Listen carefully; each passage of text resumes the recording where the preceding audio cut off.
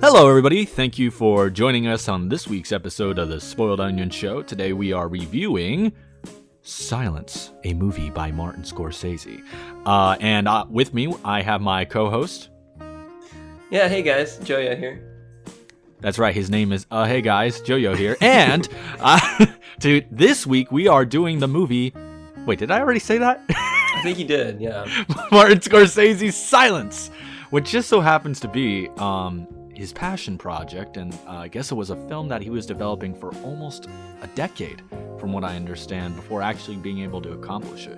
But knowing everything that, the scope of what he was trying to do with this one, I can see why it is that it may have taken that long. If I was in his position, and I am in a similar position, but I ain't gonna wait a decade to make a movie, I could understand why it would take as long as it did for him. But this movie is not for the faint of heart, folks. I just came out of watching my own viewing here, and I don't think it really wants to pull any punches. It expects that the audience is mature enough to take it for the cinema, as Martin Scorsese would say, that it is, and that it's wanting you to understand both the historicity of the conflict in this story, as well as not trying to manipulate you emotionally so that you understand the genuine nature of it. What do you think, Joseph? Yeah, First impression. First impression. Well, hold on. Let's pause here for station identification and trailer.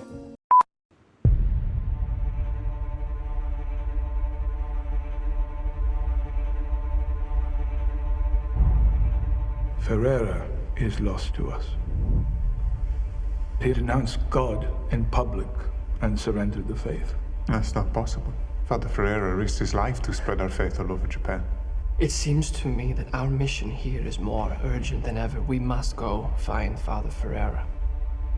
This is in your hearts, then, both of you. Yes. Then I must trust God has put it down. The moment you set foot in that country, you step into high danger. Yeah, I was gonna say, was there gonna be a point in which the trailer thing starts playing in? First impression comes in and say, "We warn you, this movie has suffering." Oh gosh, that's not funny. What? Yeah, that's a good point, funny, though. Maybe we should throw that in there, like trigger warning. If it's pretty. I don't know. Maybe I've been doled down so much, but I didn't even think it was that bad, honestly. It wasn't bad in the sense of, gore or something like that. It's not like it was a horror film or something. I took it very maturely. I think it's very emotional, but it's kind of like many other films. Kind of like whenever I see something with Holocaust, I just have to take it for what it is. And I know it's not trying to emotionally manipulate me in the normal Hollywood sense. It's trying to just say, hey, this is what happens. This is what happened. And this is just the reality of this story. Yeah, but I mean, if you are squeamish, there will be squeamish material in there for you. So there is a decapitation at one point. So yeah, very well executed too. There's an awful lot. In fact, the first shot shows two beheaded heads next to one of the Japanese guards. So, oh, really? I didn't catch that. Yeah, in the sauna spring. I think I missed it my first time too, for some reason, just because it's so casually laying there. That's not funny either. That ain't funny. That ain't funny. Hey, are we back? Is the trailer done yet? Oh yeah. I think so. I'm assuming it's done. It's stuck in there somewhere. Well, since we're already jumping into it, this movie is 2 hours and 40 minutes long. Is this the longest movie we are reviewing on this channel? Yeah, I think so far, sure. Yeah, it's funny because when I watch it, I know a lot of other people can't handle long movies. I love long movies, but this one didn't feel like it was a long movie. And I think it's because a lot of the scenes where other directors and other films would drag it out, they purposefully spend time in so that you can feel the immersion of the circumstance. And the silence, if you will. So with all that being said, let's go over the general plot. Well, listen, I'm going to disagree. Oh? Because I did notice how long it was. And I was... Oh, you did? I did. And towards the end of the film, I was like, This needs to end. Not necessarily because it's a bad film. I don't think it is. I guess we'll get into this later, but this is gonna be great. Okay, this is gonna be great. A disagreement. By the way, everybody, we have not talked about this with each other, so a lot of the reactions, of course, are gonna be, "This is real." So then let's talk about the plot real fast before we dive even deeper into it, right? There's a lot of different things going on, but I think generally the plot points and the beats are rhyming, going on because it's trying to show you the hopelessness of the circumstances. So a lot of things repeat. And when you think there's going to be hope, then it repeats again. And I'm not saying that's a bad thing. It's just trying to show you the reality of the circumstance. But here we have, at the beginning of a film, Liam Neeson. Sir Francis? Is that his name? Wait, what's his name? No, that's not him at all. He's Ferreira. Francis was the Adam Driver. Liam Neeson's character, Father Ferreira, is in Japan, and his fellow priests and Christians are being persecuted in these saunas. This was his last letter back to the Jesuit priests, informing them of his persecution. But some of the traitors told the Jesuit priests that he apostatized, meaning that he gave up the faith. Because of this, in response, his two students decided that we ought to go to Japan, both to find him and to be the priests in Japan, that if this is true, then we must go. So they're sent off, and they get a guide. Is it Yachichiro? I believe it's Yachichiro. I might be mispronouncing that. Yeah. But he's the native of Japan. He's introduced as a drunk, but they trust him, and it's paid off with finding the Christians down by the islands, the lower islands, and they're being priests there and reigniting a Christian foundation there. And soon enough, out of suspicions and out of hiding, what are they called? They're called the what is it called? The person that seeks them out. What is that called? The Inquisitor. Yeah, the Japanese Inquisitor goes ahead and makes his runs into trying to extinguish any sort of high Christian profiles.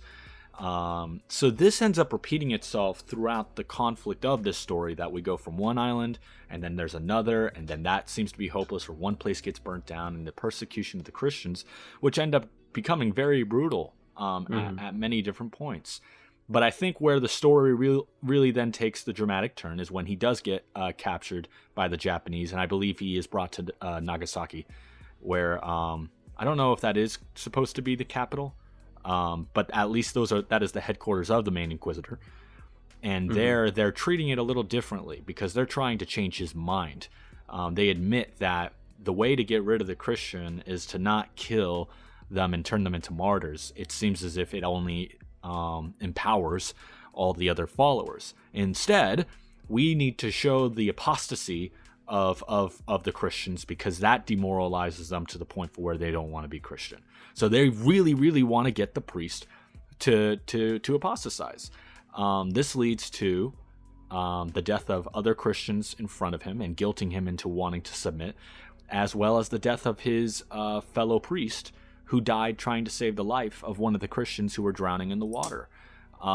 This all gets into the big plot twist in which Liam Neeson's character is revealed, in which he was residing, I guess it was a Buddhist monastery. I'm not sure if that's completely the accurate location of what it is, but it's implied that he is essentially a funded, I guess you could call it a professor of the Japanese government in order to study astrology and medicine under the Buddhist priests, and sharing his methods therein.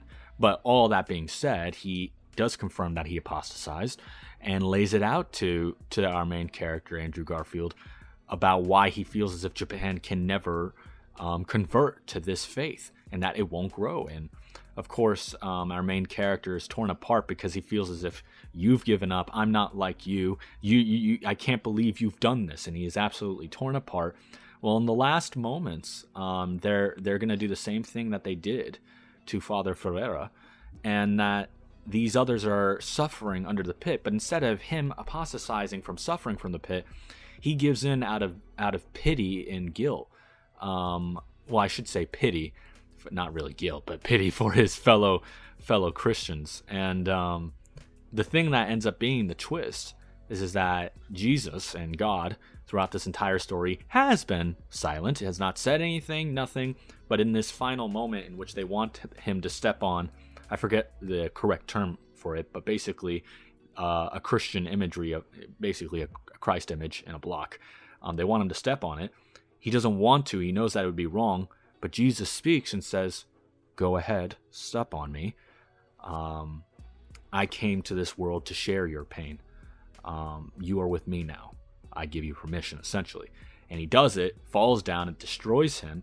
And it basically does perhaps irreparable damage to him in a way that he's no longer going to fight the way he has before. And this is perhaps where, as Joseph was talking about earlier, where it may seem like it may be going on longer than it needed to, trying to show the post-climax, but that it's implied that Father Ferreira was actually still Christian, but he was suppressing it immensely so that he doesn't suffer anymore. And after Chichiro, or Kachichiro, returns to him to visit our main character, our main priest, the main priest ends up being humbled again into realizing the validity of his faith, and saying that, "Lord, when I fought against you in your silence," only for Jesus to respond saying that, "I suffered beside you, I was never silent." And the moral of the story is basically literally said out loud is that even if you were to be silent my whole life, all of my actions and my life has spoken of you. And that was basically the last. I think that is the last we hear from our main character. And there's a Dutch trader essentially that's narrating the rest, talking about the travels that he had to Japan, asking about this priest that apostatized. And in the very end, when we see our priest, as he's very, very old, his wife, which was given to him from the Japanese government, puts something in his hand. And while he's being cremated in the Buddhist fashion, they zoom in on his hands, and it shows the crucifix that was given to him by one of the Christians earlier in the film, implying that it was still with him and that faith remained in a form. And that is the movie Silence. Mm-hmm. Yeah, there's a little bit there. So, Joseph, I mean, what are your first impressions when it comes to the overall plot of this film? Well, Pacing, all of it. So, overall impression, wow, okay. I think it's bloated. I'm not gonna lie. It reminds me of another film I watched a couple months ago, Walk the Line. The Johnny Cash biography. Yeah, I saw that one. Yeah, I mean, again, another movie that's good. I just feel like it could have told the same story much quicker. And you say, well, speed, wouldn't that take away from the emotionality of it? Maybe, but I think in a sense it might have added to it in a bit. I don't know. That's not for me to say because that film hasn't been made, but I just think I personally am less attracted to movies that are dramatic and lengthen the drama, pound the drama into your head to evoke a response from the viewer. Yeah. And then in the end, they just feel a little bloated for my taste. But then again, that might not be the case for everyone who watches this film. Would you say that is the case for this film? For me, yes. For me, I think it just felt slow. It just felt very slow. Yeah. And it felt like it was repeating the same things and the same beats consistently. I mean, you talked about that earlier, how a lot of times it just felt like there was hope and then there was no hope. And it was almost like there was no culmination to what it was trying to say until the end, which was, I thought it wrapped up very well. Yeah. I think it could have been a shorter film, delivered with a little more speed. And for me, that would have made it a little more memorable, But then, perhaps that's not the case for everyone. Yeah. No. Hey, I mean, that's interesting because I don't know a lot of people who have seen this movie. It's not necessarily a blockbuster hit or something you go see with the family. It's not easily marketable. It's not something you leave the theater doing a skip to. Right. This has a very unique purpose. And I'm pretty sure Martin Scorsese knew what that purpose was. This was not supposed to be just a money grabber type of movie. That's not what this is supposed to be. With that being said, it is one of my favorite movies. As crazy as that might sound. Because I'm not saying Joseph's wrong. I think there's very specific reasons why it appeals to me, but I can see why to others it's not appealing in the same sense. It's appealing to me mostly because of the theological aspects of the film and what it does to the Christian film industry rather than what's in the Christian film industry right now. We'll get back to, well, you know what? Let's touch on it just a little bit. I think that with what you're saying about the pounding in the dramatic and lingering in certain, scenes longer and hitting the same beats again and again, it's just like, is that really necessary? I think there's a part of what this film is trying to accomplish, unlike many other Christian films have in the past. It's almost like a revenge of saying that, look. Oftentimes in the Christian film industry, things can be about hope and bring about love and a joyful experience out of the film. But we also have to recognize that that was not the general history of Christian society or its religious expansion. That for a very, very long time, leading to our modern times, that it was paved with great suffering, and suffering not in the sense of people just making fun of you. No, death and torture like crazy. And I don't think a lot of people think about it because Christians tend to win. And when you win, and what I mean by win is that they, the military and the governments that the Christians were under eventually do end up becoming a Christian society. And so you don't really talk about the persecutions in those regards because the Christians seem to win.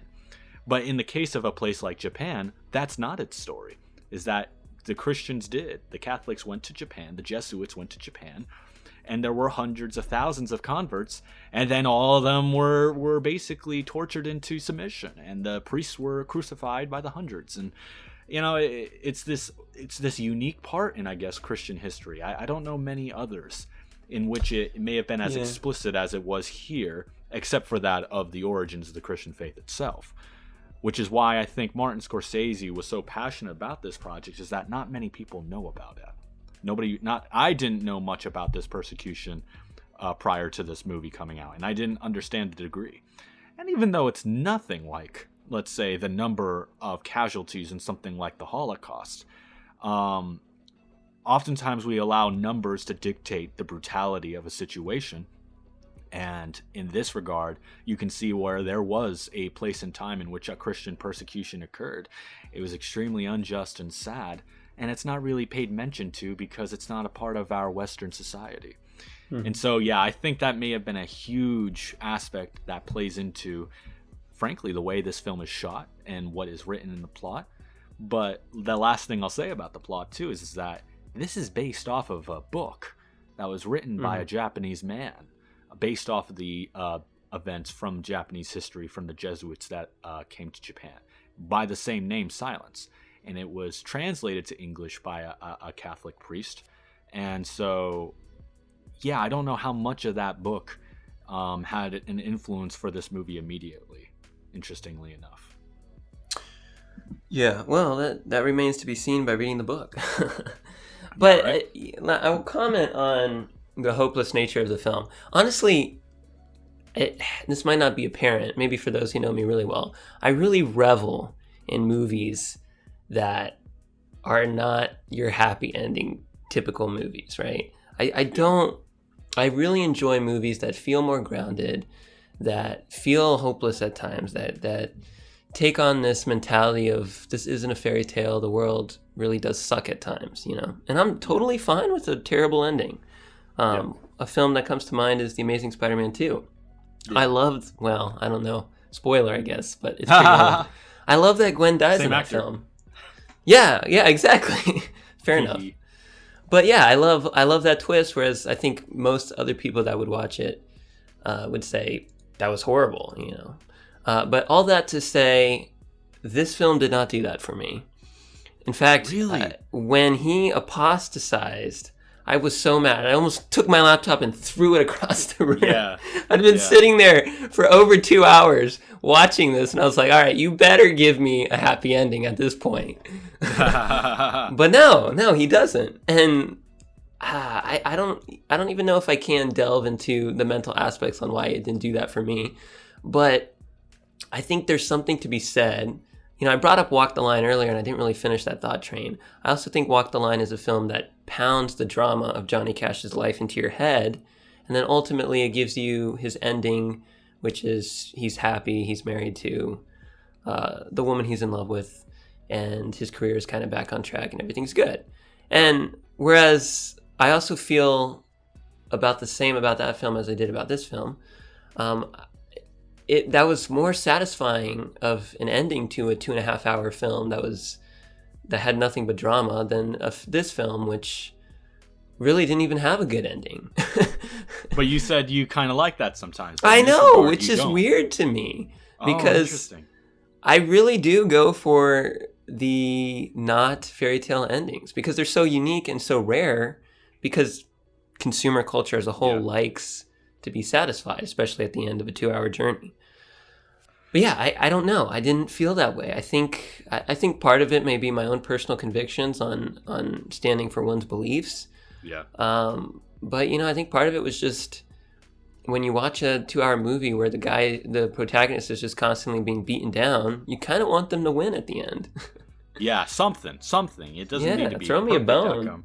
I think you make a great point. The first time I saw this film, I was in many ways relieved, and I was surprised when Jesus allegedly, but we'll get back to that later. Jesus, we'll get to that later because that talks about we'll get into the controversies and the theories later, because I was wondering what people thought about what happened, right?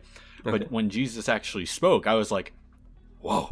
I was like, I didn't know the movie was going to go in that direction. I thought we were just going to keep it very ground level and allow the audience to raise an eyebrow as to whether or not it's just like, this, because frankly, it is, and it's preached as such, the reality that we're not supposed to expect an audible reception from God in traditional Christian theology. That's not to say there isn't a response, but so many times we're like, why can't there be? Why can't there be a response? I want a response. This is really messed up. You responded to other things in the Bible. Why can't you respond to this, right? But in that moment, when he did, I was blown away, and I think I was so in awe that he actually said anything that I didn't really pick up on what just happened, which is that this entire film, people have died and fought, and Japanese fought, and died. To not apostatize, in this idea that no, in the end, it does not matter if all of us must die, because what's important is that we stand for what is true. And that is the core as to why we even bother doing this in the first place. And if you don't keep up with that, and I'm not saying one cannot be weak, but the idea that he would give up and then keep giving up and Kichichiro is literally the example of frankly, and I think the film tries to say that too, is that who is more just? That a person who fails greatly once and therefore gives up entirely the fight, or the one who fails many times yet chooses to stand again and will continue to stand again and again, yet fail and again? In the book of Proverbs, I believe it is, chapter 7, I think it is, it says, a just man falleth 7 times yet riseth again, but a fool rests in iniquity. I guess in the priest's case, that they feel as if they apostatize that one time, that it's just like, now my, this horrible deed was so great that now what's the point of even fighting anymore? And I was just like, that was a decision that, even though, yes, in that scene, Jesus told him to do it, it's that eyebrow raising, like, I don't know, hold on a second, right? Yeah. Hold on a second. But I think it makes up for it in the scene later on when Kichichiro is asking for a confession again, and he comes to have the epitome. I guess the priest's name is Sebastian. Rodriguez? Yeah. Padre Rodriguez comes to realize that, it seems as if the Lord is most evident not in the words that he says, but the deeds that are done in the world. And that was made evident to him again through Kichichiro, that no matter how many times he failed, he was still willing to come back. And that inspired in him this idea that I too can still come back. I've acted like a fool. But he still stays in seclusion, and he still says what is Christian and what is not. It's like, I don't know, right? If this was a real world scenario, I'd say you lost. You completely lost. So I don't know what happened there. It was nice that maybe you may have had the personal belief, but there's so many other things that I personally, if in that circumstance, may have done than end up where you're at. But I think we also have to accept, and we'll leave it at, I guess I'll end my rant at this, is that the plot specifically pertaining to those characters in the fashion that they are not a true story. We do not know the level of detail as to some of these priests that apostatized in Japan.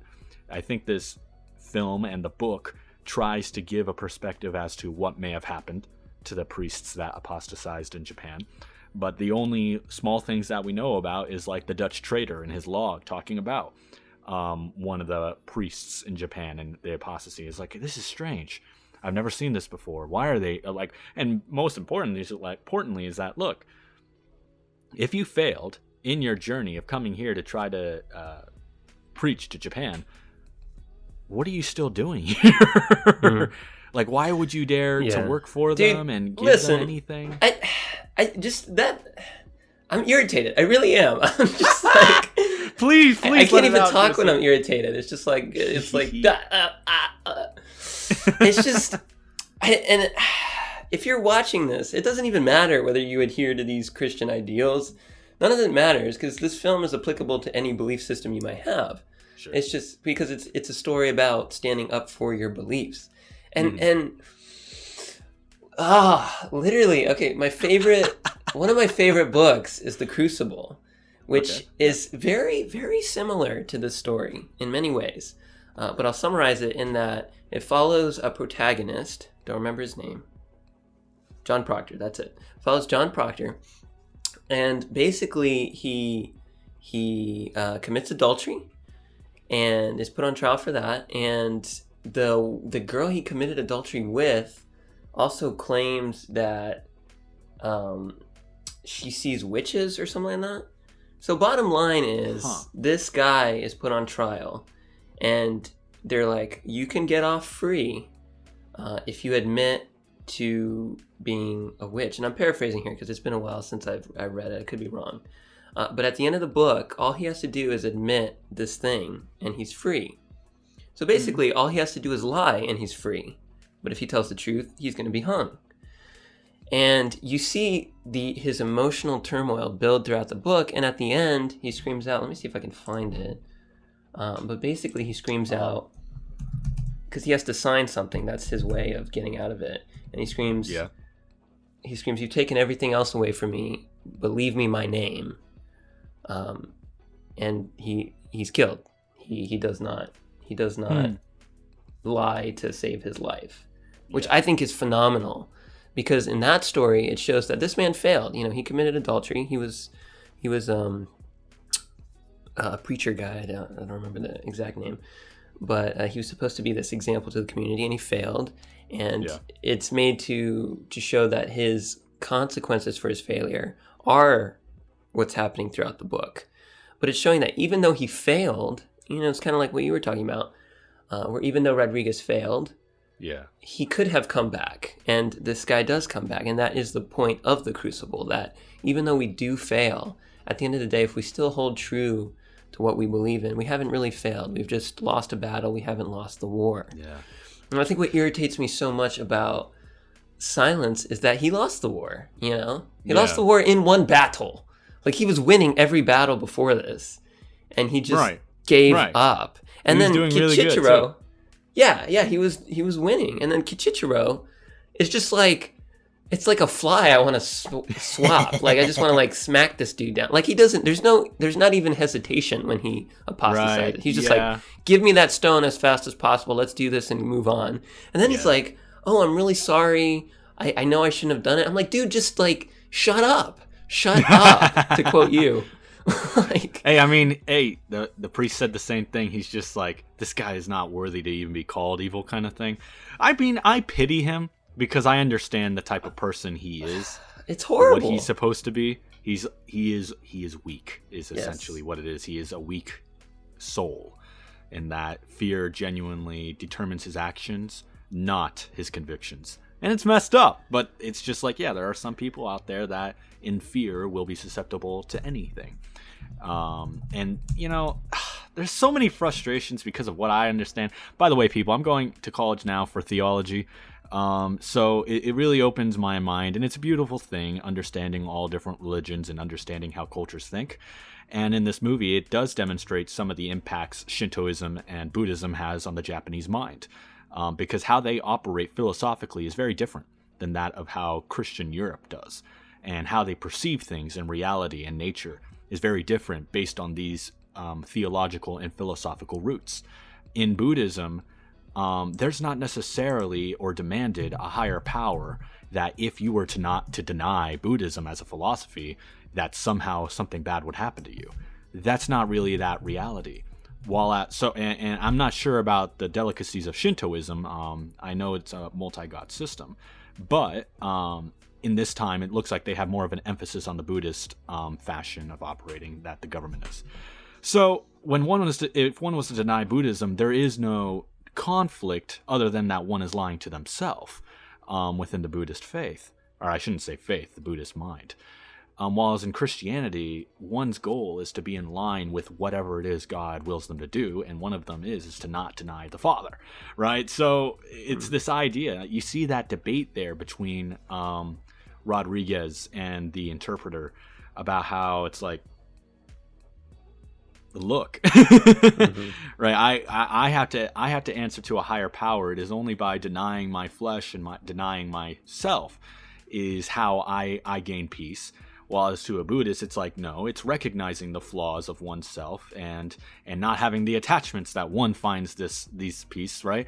And so those different philosophies do contradict in a sense. And to Japan's credit, the Inquisitor is trying to say that, look, one does not exist with the other without there being some sort of conflict. Now, I don't know what it is that Japan may have experienced that made them to become so distinctively hesitant to having a multicultural system, but for whatever reason they feel as if Christianity is possible of being an offense to their culture. The thing is that as Rodriguez tries to put it, is that, well, where we come from, it's supposed to be exclusive. And it's kind of messed up in the sense that, yeah, well, we're not telling you to be both Buddhist and Christian. We're telling you to be exclusively Christian, right? Yeah. But their minds don't work in the sense for where it's not always about what is immediately true as to what is immediately effective and governing the society in whole. And so their minds are completely different positions as to what they're standing for. And, you know, again, not to go theological about it, part of me gets frustrated because it's like, I don't remember that within Christian history, that persecutions were based on the sense that one was incapable of defending oneself, that we are, yes, to be in submission to the authorities of the land, even if they're going to tax us out of our minds. If they want me to carry their stuff and luggage for a mile, I will go with them too, right?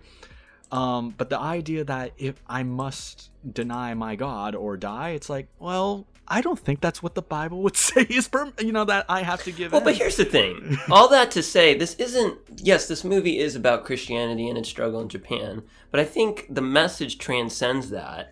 You know, this could be about anything that you hold close to, right? So yeah, I mean, it's cool to focus on that and hone in, but I mean, I think that's why it really irritated me as a whole, because this movie is saying that if I put anything that I believe in, no matter what, whether it's what I believe about taxes or government or politics or religion or relationship, whatever I believe in, it's saying that sometimes it's good to sacrifice your beliefs for the greater good.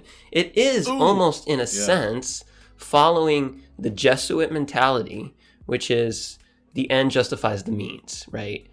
Which is something that they really adhered to, whereas the end, saving these 4 lives, justifies the means where he apostatized. And I would say personally, and not to rant or even to preach in a sense, but I would say that no matter what situation, it's better. I don't even know if I want to say this. I feel like I'm going to get under fire for this, but I'm just going to go for it. It's better to sacrifice the lives and keep to your beliefs than it is to sacrifice your beliefs for the lives. Well, And- frankly, Go yes. for it. I think you have to. It depends on how you prioritize that belief. Like saying that, say you like provolone and not cheddar. No, I like cheddar, right? But we're not talking about something like a preference. We're talking about one's view of reality, right? My very being, and what you're asking is for me to deny my being, right? Not even enough for me that my being would not impose upon you. No, that personally I would deny my own being, and that's Well, and that's I the can see thing, what you're though. saying. Our beliefs, at least our core beliefs, the reason why we live and why we do the things we do, should be so tied into our own soul and our own self-identity that it cannot possibly be ripped from us, right? Yeah. And that's almost, in a sense, why Rodriguez, there is no point where he comes back to his former way of dogma. Because it's almost like his self-identity was ripped away from him. And then at the end of the movie, it's like, well, was it really? And I'm like, look, dude, just shut up. Yeah. You've Like, what are already you trying to destroyed say? me. Like, What are you trying to say? Actually, as an aside, I'm pretty sure that was a wax model of Andrew Garfield. Oh, really? Which was like Yeah, insanely good. I was like, it's wow. kind of disturbing, actually. I was like, ugh. Well, Ugh. it's cool to see them use practical effects like that because it really didn't look CG because of the lighting and whatnot. But anyway, I just thought No, that it was looked cool. like a dead body. Yeah, That's what, an old dead body. I think they made a fully realistic That makes sense. figure of him, which is cool. Yeah. But yeah, I mean, it's just Ugh, could you imagine it's that being just in a warehouse irritating for somewhere? me. And I know maybe not everyone agrees with me, and I'm cool. You know, guys, comment on YouTube and tell me why I'm wrong. But I can't hold to that way. You know of who the approaching real things. You know who the real hero of this story is? Surprisingly, is Adam Driver's character. Yeah, no, he's my favorite. I'm surprised because he was the one who stood true to the end. Yeah. Like, wow. In fact, willingly, where he didn't have to, gave up his life in hopes of saving another person's. Right? It's like, wow. That's because funny enough, he was the one a little irritated at the beginning. Well, He but was that's the one, thing. Like, ugh. It shows, and I think it sets that up because maybe he's irritated, sure, but he's irritated from a practical standpoint, right? Like He's just being honest. Like his the way he carries out his actions in his life are very thoughtful, not emotional. Whereas I think Rodriguez is the opposite. I mean, you even see it in the cabin scene where Adam Driver's character is trying to hold him down. He's like, this is not the signal. Be smart. And he's like too emotionally charged to let these people go. So I think almost, if I may say, the movie is saying kind of, I don't think overtly, but maybe subvertly, that the using your mind to think through these things is often a better approach than just letting your emotions dictate your maneuvers. Yeah. That's interesting because you'll hear the Adam Driver character, Father Garpe, I think his name is, or Grupe, I think is how it's pronounced. He'll complain about the circumstance. He's just being honest. Complain about the circumstance. Look upon Kichichiro the first time. He's just like, "Are you sure we should be doing this? He could betray us, right?" He was right. And later on, when they're about to get the four people to apostatize, they were asking like, "What should we do to Andrew Garfield's character?" And he's like, trample, like kind of thing, like giving them permission. Adam Driver's like, "No, you mustn't. You mustn't." Right? It's just like, no, you're not supposed to. No, you can't. That's not. No. It's sad because, and in the end, they don't, because even when Andrew Garfield's character said that they'd be justified to do so, right? They themselves have too much of a personal conviction. It's just like, because they stepped on the stones. But then when they threw the cross right into their face, they were just like, "I can't." And I felt it too. I feel like I'm in their position. I'm like, "I can't. No, I can't. I can't. What do you not understand? I can't. I don't want to die, but I can't. I'm sorry. I can't." And I feel that. And frankly, I don't know. Look, I'm not saying that I personally, if put in the same circumstances, would be so strong that I'd be easily feeling the same convictions that I do right now. But I know that, like you said, at a logical perspective, that when not using the emotion or the pain of the experience, that I can reasonably say that no, one must hold out and give me liberty or give me death. Give me the ability to stand for what I believe or to not stand at all. And that's where I think even one finds their own identity. How else can one be except that they stand for what they are and what they have? You know, I know this is such a bigger topic because people can bring that into so many different directions. But that's why I think in places like America that people have a general respect towards whatever denomination or religious or way of lifestyle, not out of necessarily agreeing with it. In fact, I can disagree with what you're living, but recognizing that does not one have the right to feel these things, to be in the position that they're in, right? Yeah, it's interesting movie in that sense, but yeah, it is a conflicting movie. I can see where there's confliction because it's like, what are you trying to tell us, Martin? Yeah.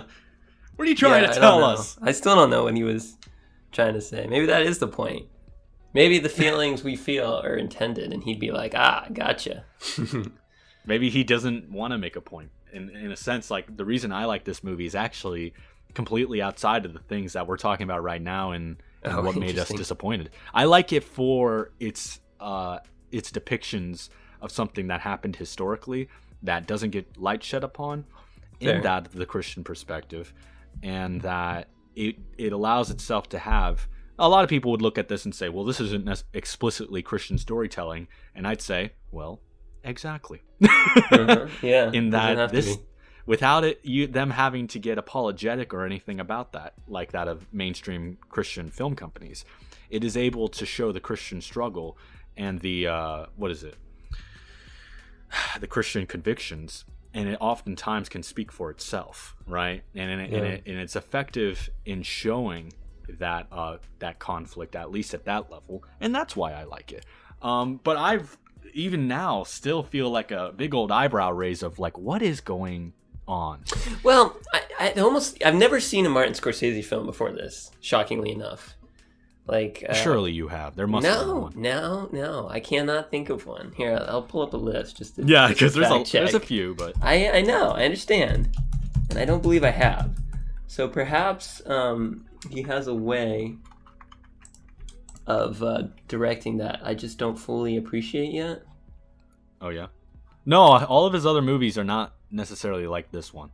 Yeah, dude, I've never seen a Martin Scorsese film. Sadly. Never seen any of these, huh? I think Taxi Driver is one I really want to see, for sure. I've never seen that one in full. I've seen a bunch of different parts of it. Yeah. And I've seen a few of them. Yeah. Well... completely different tone. Okay. All right, so I guess I'm wrong. But I don't know, man. My rant is over. I'm feeling tired. I'm feeling fatigued. Now I know how you feel for Mortal Engines. Let's talk about something else, right? Okay, something that's obvious. Speaking of Scorsese, what about a lack of a score? Yeah. There's no music in this movie. You know, I will say this. Had you not told me that, I wouldn't have noticed. Right? Like, I had to actually pay attention. And even still, like 30 minutes in the movie, I totally forgot. Right. And I mean, there is music. I think that is the first time I noticed. There's like one scene, I don't remember exactly, where there's like a slight, like, it's just like a slight rhythm. It's not even music per se. But then it must have been something that was happening in the world, like the drum or something like that, or somebody blowing a horn for some reason. It's not possible. Well, anyway. No, it can't be. No. That's all I'm saying. It was... It allowed me to notice that, oh yeah, there hasn't been sound. But I think... I don't know. I don't know if I can even say it was effective because I didn't notice, or maybe it was really effective, and that's why I didn't notice. That's hard for me to say. Hey. It may have allowed a realistic environment. I wonder what it would have been like to see this in theaters, because all the sounds that you're hearing, let's face it, that was added in, right? There's an ambiance, as they call it, right? Yeah. The cricket's going off, and you can hear the beat of it purposefully being manipulated. I remember when he was handing off a cross to the other guy, it'll be a cricket going, cricket, cricket, cricket, cricket, cricket, cricket, right? Kind of thing. It's just like, okay. And it's making a subconscious thing going in your mind like it was a heartbeat or something. Yeah. And well, that and I happens think throughout the film. Sorry, man. I think that's part of it, though. Like, I think a good forgive score... you. Oh, well, thank you. I think a good... I don't know. It's hard for me to tell because part of a good score is almost not to be noticed, right? Because it makes you feel things without stating that it's there. And then you get allowed to see the movie. And then when you hear it later, it evokes the imagery of that film. Right. But then part of it, is to be noticed. I wonder but maybe... what it would have been like. Go ahead. I was thinking, like, while I was watching it, I was like, what if I was to get this? It seems blasphemic, but what if I was to go ahead and try to add music to some of these scenes? Would it have made it really emotional? Right? I wonder. I don't know. I wonder if he was purposefully not doing so because of the... It probably is, because of the concept of what the film was talking about.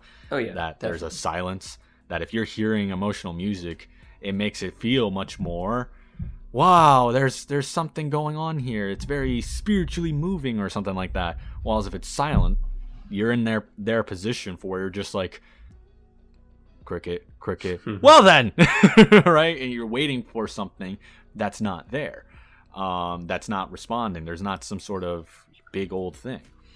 But there is an absolute silence when Jesus starts speaking. Yeah, right? It's just, it goes.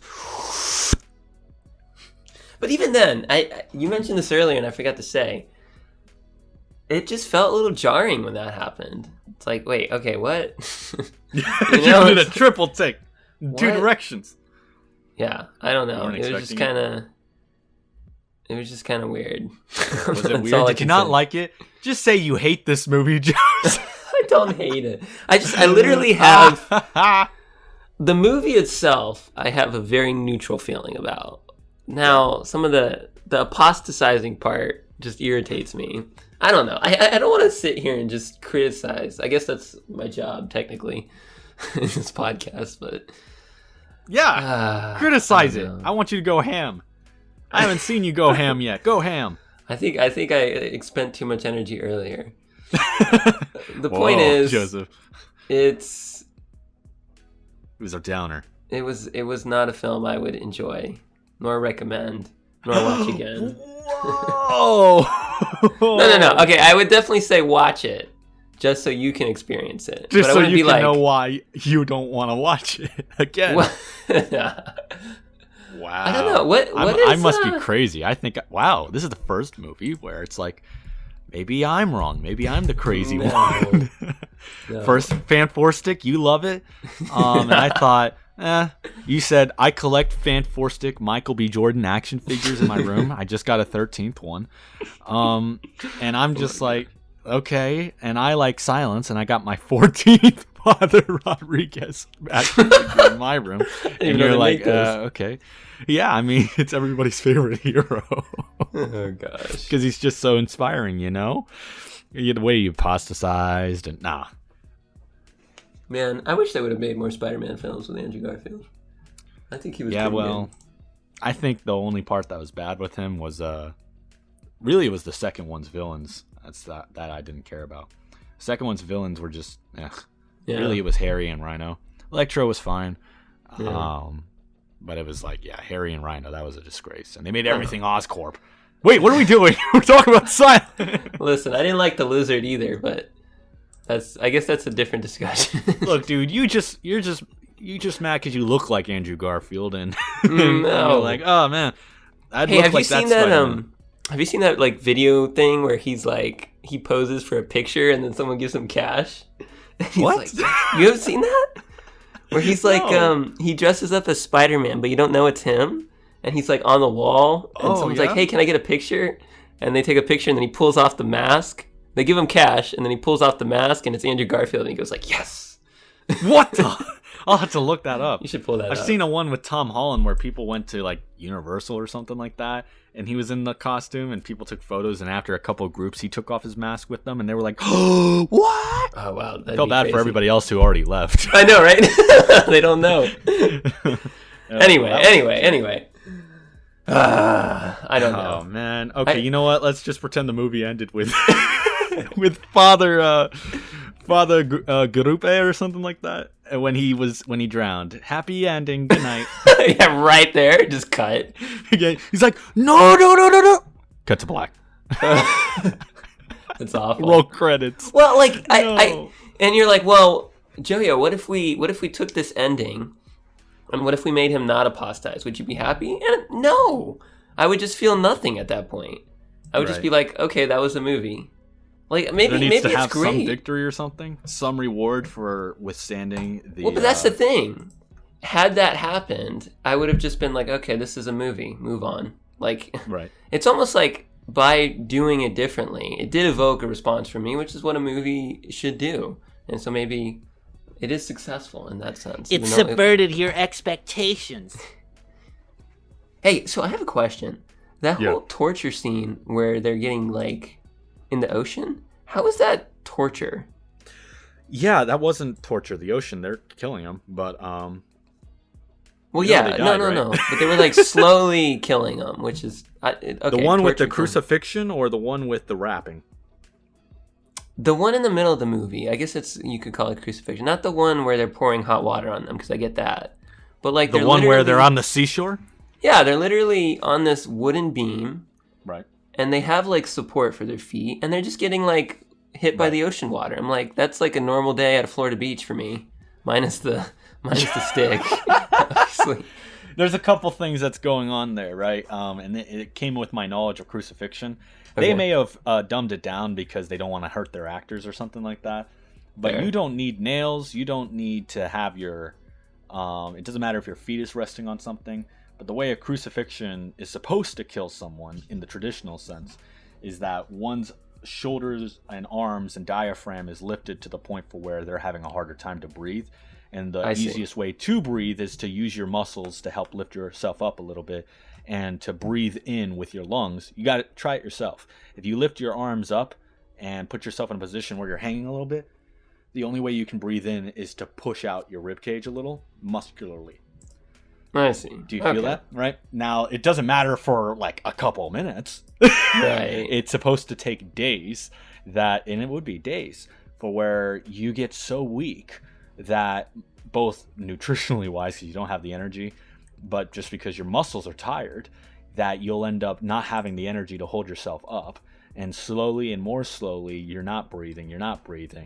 And with them, since there were waves hitting them all the while, it makes it even more difficult to do it. So that with all of it, it ended up being you get so exhausted that you can't hold yourself up anymore and you just stop breathing.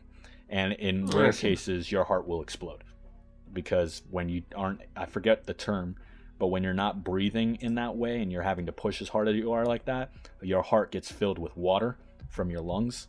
And in this weird distribution for where there's more H2O going into the oxygen that's spreading through your body that ends up getting to your heart, and it can explode from a water buildup. I'm laughing. I'm not laughing at it. I'm just saying it's like, oh. So it's a weird thing that's going on there. But yeah, I believe that's what's happening and why they said that one guy, it took him 4 days to die. But the others, they could have gotten exhausted, especially since one of them was an old man, to the point for where they just fall and maybe they hit their head on the wood hard enough where it's like really bad. And Okay. Understood. Yeah. I don't know how Adam Driver died so easily. I mean, come on. It was like 5 seconds under that water. Why didn't you push her away? Okay, I'm being mean. No, it's true, but whatever. We can nitpick all we want. Swam to the left, not just up, left. Because the other guy's pushing her down with the pole. Or just grab the oar and pull the dude in. Like, come on. Yeah, I mean, see, this is what. But now, see, we're actually thinking, because my mind would say that. Look, I'm obeying, but there is a point in which I can defend myself. What's happening? Yeah, I know. Whatever. Well, all right. I don't know. Like, what else? What else should we talk about? Well, let's talk about this movie's impact on the future of Christian filmmaking. Do you think that there will be any? Because it's weird. Because I don't even think Martin Scorsese would say this is supposed to be the most explicit Christian film or something. But what would you think the impact would have from here on out when it comes to this style of filmmaking? Do you think it's something that would be avoided, something that could be embraced, or just what's silence? What's that? I think the well, first of all, this film hasn't really received. I didn't even know about it until you told me. So I don't know that it's gotten that much clout. I'm sure Christian communities know about it. Sure. But then at the same time, I don't know. I can't even make a prediction on this. Yo, I just looked at the Inquisitor's photo. Yeah. He's got some nice hair in real life. No, sorry. Well, now I gotta look at. I just randomly saw this picture. Yeah, of he him. has nice hair. It's actually pretty fly. Yeah. Okay, sorry. These are actual actors in Japan. I know. I get that, but he did not look as fly in the movie. But all right. Yeah, because they all have to shave their heads. Anyway, but yeah, I don't know that it will have an impact. I think a lot of people might look at it and be like, oh, well, this is teaching a different doctrine. We shouldn't follow that, or they'll be like, oh, this is too. I think the biggest takeaway the Christian community should make from this film is stop making movies that push an agenda. And you may say, well, yeah, I'm just going to say, I'm going to leave it at that. Stop making movies that push an agenda and start making films that are just good.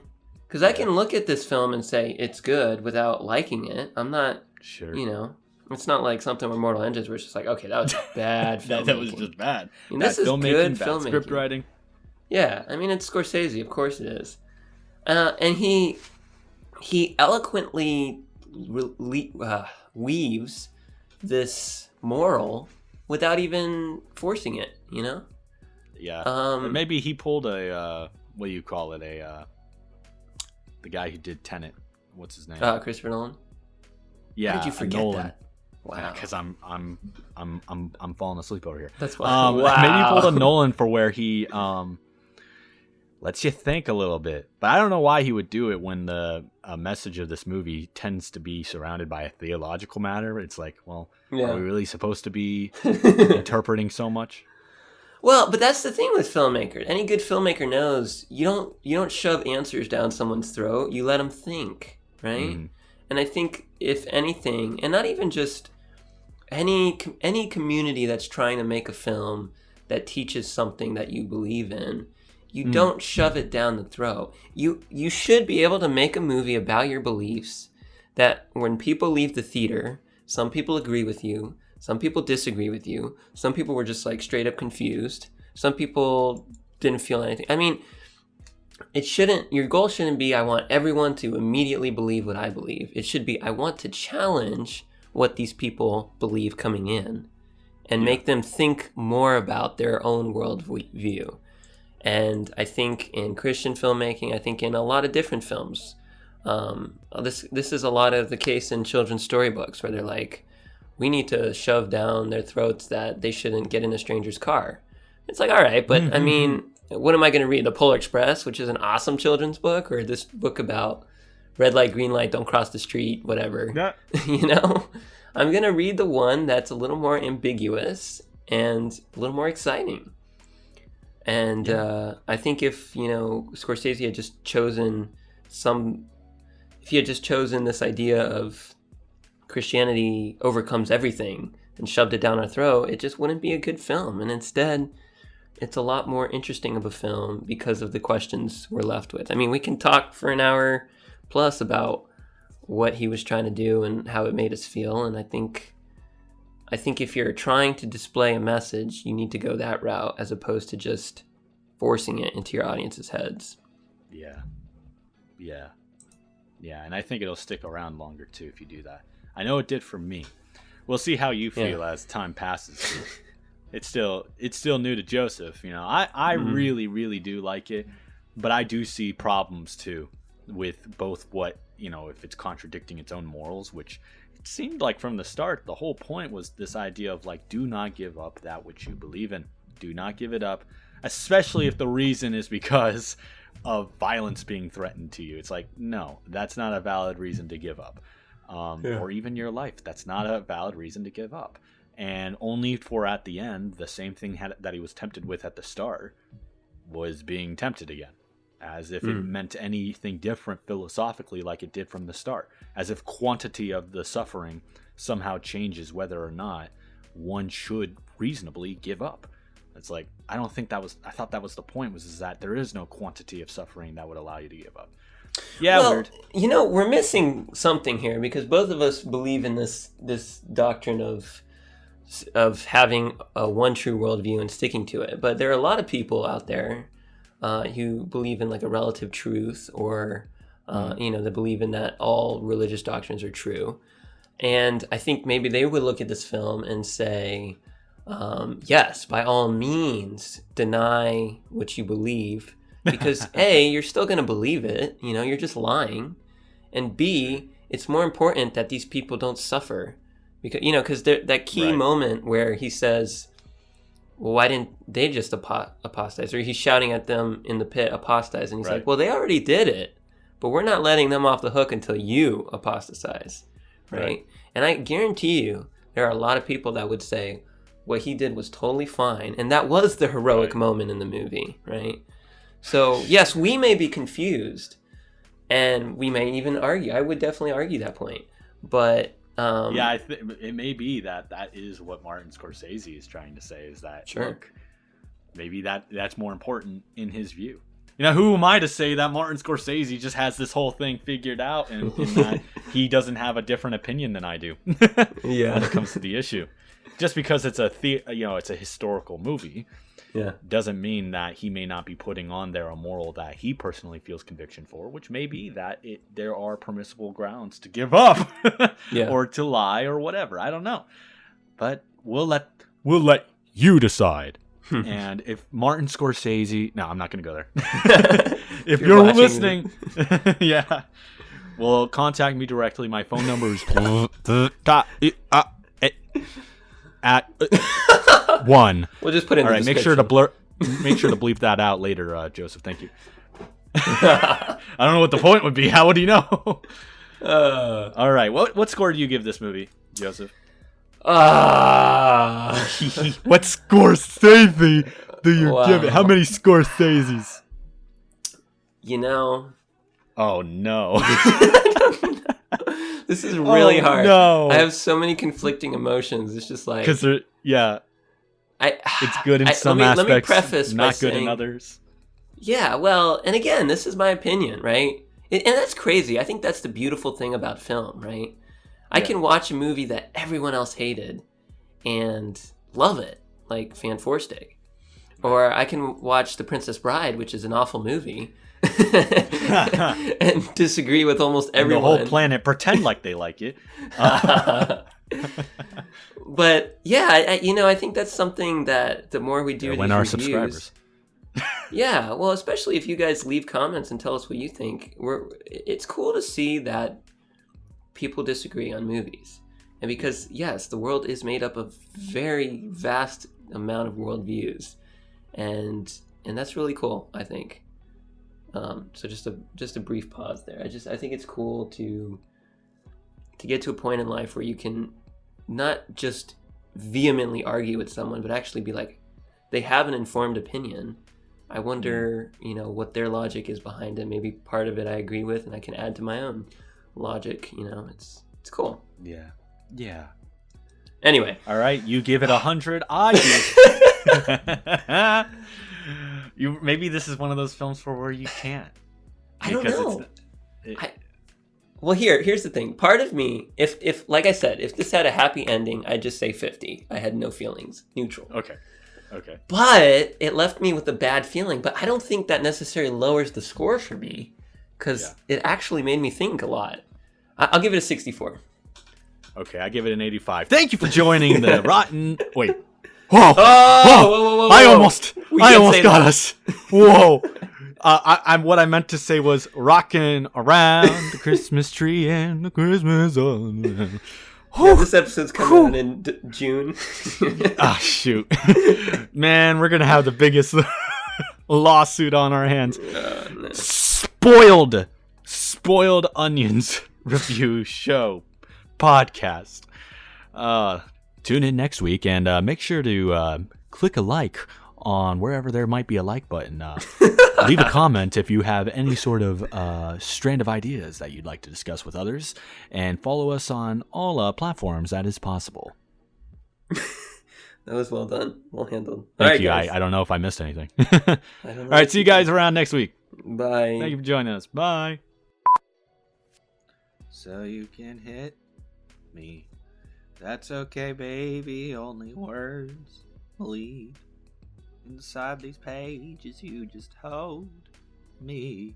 And if you kill me, well, that's okay, baby. Only words bleed. Inside these pages, you just hold me. All right. There's definitely going to be some singing in this video. What? Random silence. The silence. Oh. Okay, all right. Go with the intro. All right. Sorry, I'm good. Here, should I restart this recording? No. Just keep it raw. I can match it. Are you sure? You want to get 3 minutes worth of unused things? Yeah, well, unused, you say. Okay. Oh, cute. no. You're going to splice together words. It's going to be stuff like, I am total loser. Joseph is the best. It's going to be completely different words that you're stringing together to manipulate my words. Yeah. Joseph is cool and has all the ladies. Okay. Why does it sound so robotic? Because you're putting in completely different words from different sentences. But now I don't have to do that. You've just given them to me. No! Now you don't even need to splice them. It's just going to sound like a robot. All right, go for it. Let's go. I am evil. That's Okay. the end of the podcast right there. Okay. Okay. You're already recording now? Yeah, I'm recording.